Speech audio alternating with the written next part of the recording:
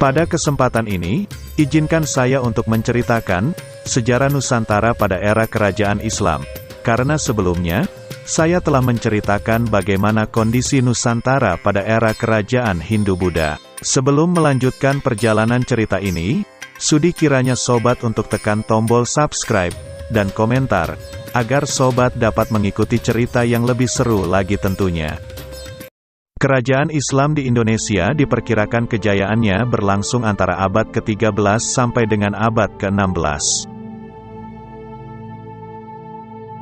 Berkembangnya kerajaan-kerajaan tersebut dikarenakan maraknya lalu lintas perdagangan laut yang terjadi. Pedagang-pedagang Islam dari Arab, India, Persia, Tiongkok, berbaur dengan masyarakat Indonesia, yang menyebabkan menyebarnya agama Islam di Indonesia. Kerajaan tersebut tersebar pesat di beberapa daerah di Indonesia, yaitu di Sumatera, Jawa, Maluku, dan Sulawesi. Masuknya Islam di Indonesia menandai munculnya era baru dalam berbagai aspek kehidupan yang berkembang di masyarakat. Aturan-aturan hidup, yang mulai menjadi bagian yang tidak terpisahkan, mulai dipraktekkan atau diimplementasikan dalam setiap aspek kehidupan. Aturan-aturan hidup tersebut tidak hanya berkaitan dengan aspek legalitas formal yang bernuansa hukum, melainkan pula nilai-nilai yang terkandung dalam ajaran agama Islam yang berkaitan dengan aspek kehidupan ekonomi, budaya, sosial kemasyarakatan bahkan politik yang menjadi bagian dari bagaimana Islam mendekatkan diri pada masyarakat Nusantara. Awal masuknya Islam ke Indonesia tidak bersamaan, karena ada beberapa daerah yang sejak dini telah dimasuki oleh Islam dan ada yang belum pernah dimasuki Islam. Sejarawan Islam berpendapat bahwa Islam pertama kali masuk ke Indonesia adalah di daerah Pulau Sumatera sekitar abad ke-7 dan 8 Masehi. Sedangkan, Islam masuk ke Jawa pada waktu dikuburkan Fatimah binti Maimun di Laren, Gresik, sekitar tahun 475 Hijriah atau 1082 Masehi. Kedatangan Islam ke belahan Indonesia bagian timur ke Maluku juga tidak dapat dipisahkan dari kegiatan perdagangan, yang diperkirakan masuk pada abad ke-14 Masehi. Di Kalimantan, khususnya di daerah Banjarmasin, proses Islamisasi di daerah ini terjadi kira-kira tahun 1550 Masehi. Adapun di Pulau Sulawesi, terutama di bagian selatan telah didatangi pedagang Muslim pada abad ke-15 Masehi. Kemudian masyarakat Muslim tersebut selanjutnya menumbuhkan kerajaan Islam dan tercatatlah sejumlah kerajaan-kerajaan Islam di Nusantara, seperti Perlak, Pasai, Aceh Darussalam, Banten, Demak, Mataram, dan lain sebagainya. Tercatat pula kerajaan Goa, Talo, Bone di Sulawesi, Ternate, dan Tidore di Maluku. Dari berbagai kerajaan Islam yang ada di Indonesia, Kerajaan Samudera Pasai merupakan kerajaan Islam pertama yang muncul pada abad pertengahan, yaitu pada tahun 1267 Masehi.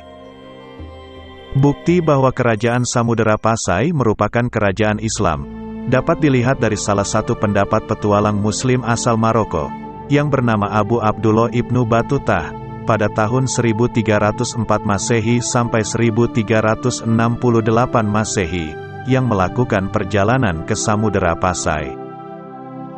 Kerajaan Samudera Pasai menjadi salah satu penyebar agama Islam pada abad ke-16, yang dapat membuat jumlah penganut agama Islam melampaui jumlah penganut agama Hindu dan Buddha, yang sebelumnya merupakan agama yang paling dominan di Jawa dan Sumatera, terkecuali Bali dan pulau-pulau timur Indonesia.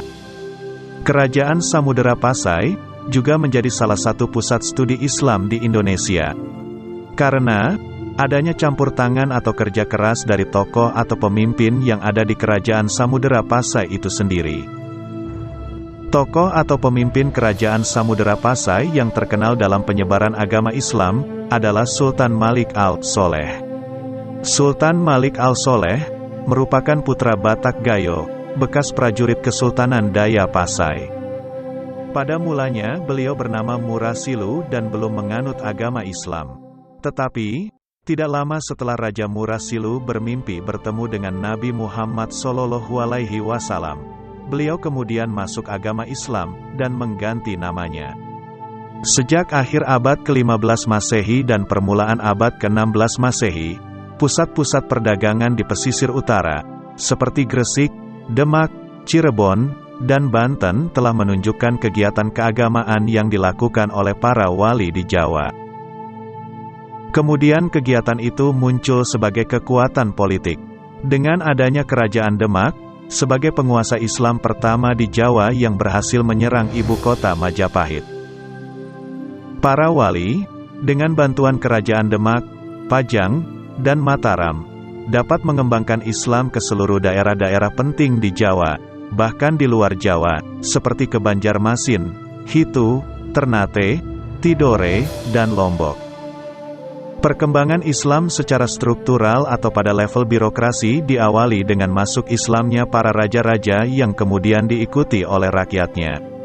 Perpindahan agama para penguasa ini memfasilitasi percepatan perkembangan Islam secara kuantitatif. Bahkan, dengan masuknya Islam dalam kelompok bangsawan dan raja, pada akhirnya mereka akan mendalami dan memahami Islam dalam komunitasnya, dan ini awal munculnya sosok sultan yang menjadi ulama. Pada akhir abad 16 Masehi, terjadi kemunduran dalam hal penyebaran Islam melalui kerajaan-kerajaan. Hal ini membawa pengaruh yang cukup luas pada perubahan hukum Islam, walaupun tetap menjadi bagian yang hidup dalam masyarakat Indonesia.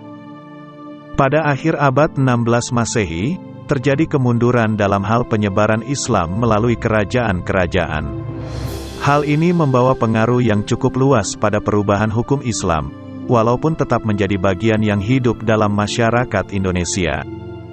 Pengaruh kemunduran kerajaan-kerajaan Islam di Indonesia, berbanding lurus dengan munculnya VOC sebagai perwakilan kolonialisme, dengan motif perniagaan, masa peralihan penguasaan wilayah Indonesia, dari kerajaan-kerajaan Islam ke VOC, dan kerajaan Belanda, tidak secara langsung mengubah keadaan masyarakat Indonesia, dalam mengamalkan aturan-aturan Islam yang telah menyatu dalam ritualitas kehidupan.